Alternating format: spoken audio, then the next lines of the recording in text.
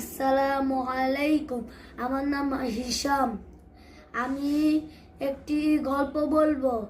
এটা হলো হাতিওয়ালাদের কাহিনী, সূরা আল ফিল। তুমি কি শুনেছো হাতিওয়ালাদের কাহিনী? তারা কাবা দুয়ারে এসে ধ্বংস করলো শেষে আব্রাহাদের বাহিনী, সেই লালন প্রাপ্তদের কাহিনী।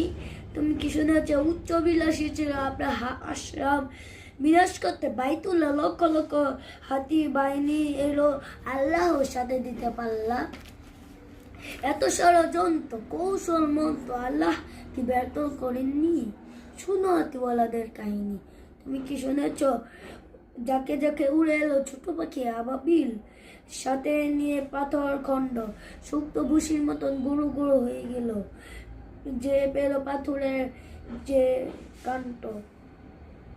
আল্লাহ আল্লাহ ওই সত্য দুশ্মন, তারা কি শাস্তিটা পায়নি?